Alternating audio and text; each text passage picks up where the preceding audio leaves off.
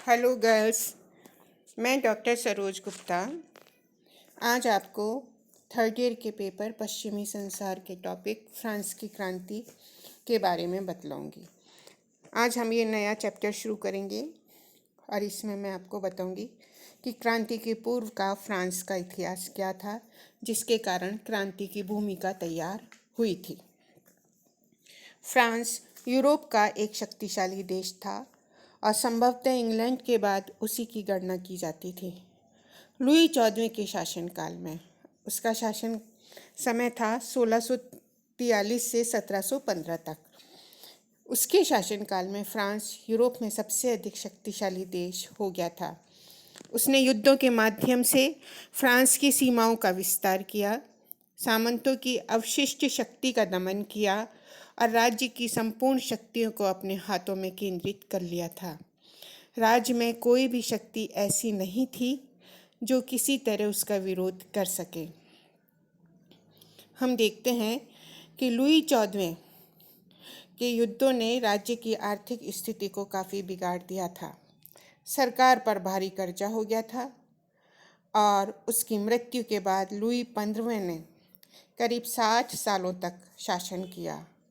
Louis 15वां अयोग्य था, आलसी था और विलासी था, और उसके मंत्री भी वैसे ही अयोग्य थे।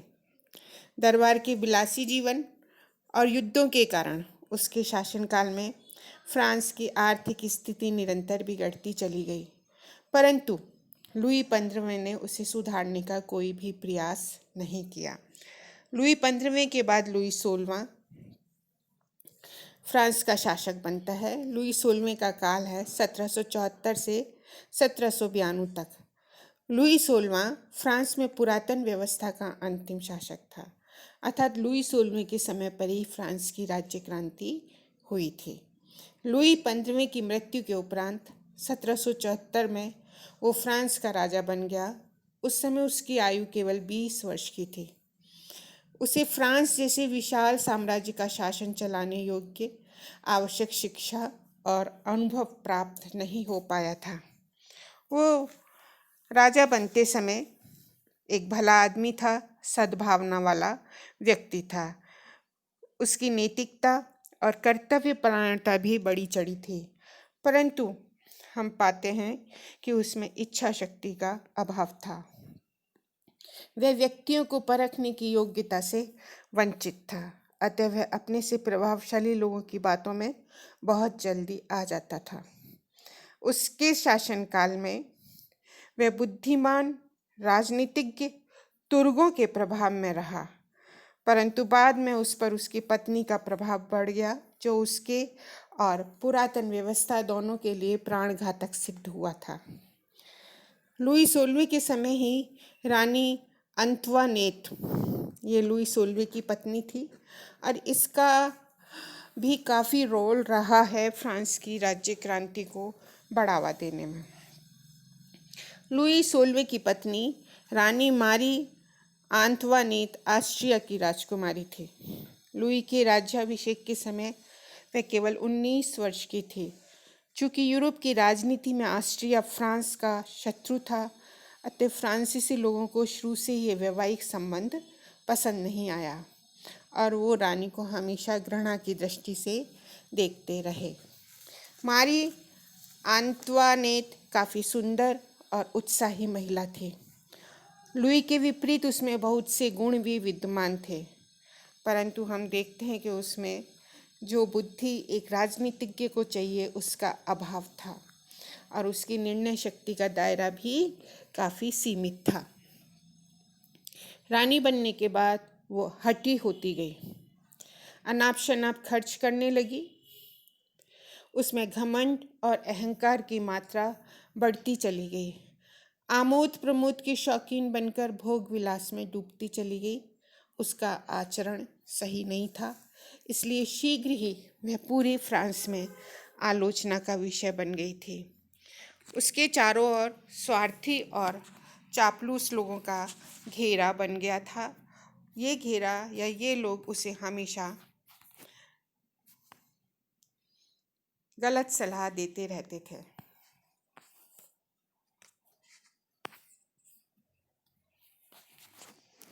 नेक्स्ट हम जो करेंगे वह है तुर्गों के सुधार कार्य। लुई सोलवे के शासन बनते ही लुई ने तुर्गों को अपना वित्त मंत्री नियुक्त किया। तुर्गो अपने युग का प्रसिद्ध अर्थशास्त्री था और एक कुशल राजनीतिज्ञ था। उसमें असाधारण साहस था और योग्यता थी। उसने लगभग 2 वर्ष तक इस पद पर रहते हुए फ्रांस की आर्थिक स्थिति को सुधारने का अथक प्रयास किया। उसने उद्योग और व्यापार की उन्नति के लिए इस क्षेत्र को अधिक स्वतंत्रता और सुविधाएं दिलाने, कष्टप्रद करों में कमी करने का यथायोग्य प्रयास किया। फ्रांस के दिवालियापन को दूर करने के लिए उसने राजा के समक्ष 2 उपाय रखे। पहला था सरकारी व्यय में कमी और दूसरा था सार्वजनिक धन की वृद्धि। सरकारी आय को बढ़ाने के लिए कृषि, उद्योग और व्यापार को बहुत से प्रतिबंधों से मुक्त करना जरूरी था। तुर्गों ने बहुत से अनावश्यक खर्च कम करके काफ़ी बचत कर ली थी, परंतु फिर भी फ्रांस के कई लोग उसके शत्रु थे जो अब तक उस पर या उस अनावश्यक खर्चे पर ही शानो शौकत के साथ में अपनी ज़िंदगी बिता रहे थे। इसके साथ ही तुर्गों ने खाद्य सामग्री के व्यापार पर लागू बहुत से प्रतिबंधों को हटाकर अनाज के व्यापार में स्वतंत्रता का सिद्धांत लागू किया। तुर्गों ने व्यावसायिक श्रेणी का अंत कर दिया। इससे कारीगरों और दस्तकारों को नए नए उद्योग खोलने का प्रोत्साहन मिला। तुर्गों के इस कदम से सटोरिये तथा श्रेणियों के नेता उसके शत्रु बन गए। तुर्गों ने कोरवी नामक कर को भी समाप्त कर दिया। इसके अंतर्गत किसानों को बिना मजदूरी के सड़कों पर काम करना पड़ता था। किसान लोग इसे घृणा की दृष्टि से देखते थे। अब किसानों को इस कार्य के लिए पारिश्रमिक देने की व्यवस्था की गई। इस धन की पूर्ति के लिए कुलीन वर्ग तथा अन्य भूस्वामी वर्ग पर एक समान कर लगा दिए गए। अंत में जब 1776 ईस्वी के मार्च मास में तुर्गों ने कई विशेषाधिकारों को समाप्त करा, राज्यों के करों में कमी की, नमक कर को हटाया, किसानों को आर्थिक सहायता उपलब्ध कराने के प्रस्ताव रखे, तो समस्त विशेषाधिकार प्राप्त वर्ग उसके विरुद्ध हो गया था। उन्होंने रानी मारी को भी अपने पक्ष में कर लिया था। रानी और कुलीनों ने मिलकर लुई पर दबाव डाला कि वो तुर्गों को उसके मंत्री पद से हटा दें। लुई अपनी रानी के आग्रह को टाल नहीं सका और विवश होकर उसने अपने योग्य मंत्री को उसके पद से हटा दिया। अब तुर्गों के बाद में कौन वित्त मंत्री बना? तुर्गों की पदच्युति के बाद में सुधार का मार्ग पुनः बंद हो गया था। उसके स्थान पर नेकर को नियुक्त किया गया। नेकर एक चालाक बैंकर था और उसमें दूरदर्शिता का अभाव था। नेकर ने फ्रांस की आर्थिक स्थिति को सुधारने का तो पूरा प्रयास किया, परंतु उसने असंतोषजनक सामाजिक प्रश्नों को हल करने का प्रयास नहीं किया। संयोग से इसी समय हम देखते हैं कि विश्व के इतिहास पटल पर या विश्व के पटल पर अमेरिका का स्वतंत्रता संघर्ष शुरू हो गया था। नेकर ने राजा को सहायता दी कि यदि फ्रांस ने खुल्लम खुल्ला इस संघर्ष में भाग लिया तो फ्रांस का दिवालियापन और अधिक बढ़ जाएगा, परंतु लुई सोलवे ने उसकी बात नहीं मानी। सरकार ने लोगों से भारी कर्जा लेकर भी अमेरिकी उपनिवेशों को सहायता पहुंचाई। नेकर ने भी तुर्गों का अनुसरण करते हुए सरकारी खर्च में कमी का प्रस्ताव रखा। इस अवसर पर उसने राज्य की आय व्यय के आंकड़े अपनी रिपोर्ट सहित प्रकाशित करवा दिया। इससे क्या प्रभाव पड़ा? इससे दरबारी और कुलीन लोग उसके शत्रु बन गए। अब तक किसी भी मंत्री ने सरकारी आय व्यय के आंकड़ों को जनता के समक्ष प्रस्तुत नहीं किया था या जनता को नहीं बताया था। नेकर की रिपोर्ट में दरबारियों को मिलने वाली पेंशन और भत्तों का भी उल्लेख था और यह भी कहा गया कि इसके बदले वे किसी प्रकार की कोई सेवा नहीं करते हैं। एक बार पुनः कुलीनों ने रानी से विनय की और एक बार पुनः रानी के प्रभाव में आकर के लुई ने अपने वित्त मंत्री नेकर को उसके पद से हटा दिया। अब नेकर के बाद में लुई 16वें के समय वित्त मंत्री बना कैलोन। 1781 में नेकर के बाद कैलोन को वित्त मंत्री नियुक्त किया गया। वस्तुतः उसकी नियुक्ति कुलीन वर्ग की तीव्र इच्छा के कारण ही की गई और इसमें कोई संदेह नहीं है कि कुलीनों की इच्छा अनुसार कार्य करने वाला दूसरा मंत्री और कोई नहीं हुआ। कैलोन जिस वर्ष मंत्री बना, सरकारी बजट में लगभग 16 करोड़ 20 लाख फ्रैंक का घाटा था। कैलोन ने इस समस्या का समाधान कर्ज लेकर किया। इसके लिए उसने ब्याज की दर को बढ़ा दिया, जिससे आकर्षित होकर लोगों ने सरकार को कर्ज दे दिया, परंतु कुछ वर्षों बाद कर्ज मिलना बंद हो गया। अगस्त 1786 में सरकारी खजाना हम देखते हैं, फ्रांस का सरकारी खजाना बिल्कुल खाली हो गया था और कहीं से भी कर्ज की कोई संभावना नहीं दिखती थी। तो अब कैलोन, जो कि इस समय लुई 16वें का वित्त मंत्री था, उसने राजा को सलाह दी कि एक ऐसा कर लगाया जाए जिससे तीनों वर्गों के लोगों को समान रूप से चुकाना पड़े। विशेषाधिकार प्राप्त वर्ग कर देना नहीं चाहता था, उसको यह आइडिया पसंद नहीं आया और ये विशेषाधिकार वर्ग कैलोन का विरोधी हो गया। कैलोन ने समझदारी से काम लिया और अपने पद से त्यागपत्र दे दिया।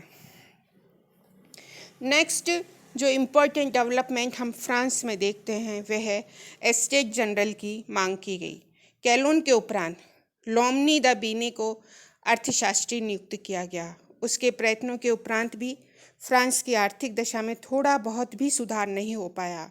अतः विवश होकर उसने भी राजा को नए कर लगाने का सुझाव दिया।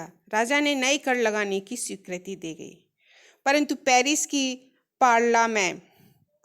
पार्लियामेंट ने इन करों का घोर विरोध किया और इन्हें अपने रजिस्टर में दर्ज करने से इनकार कर दिया।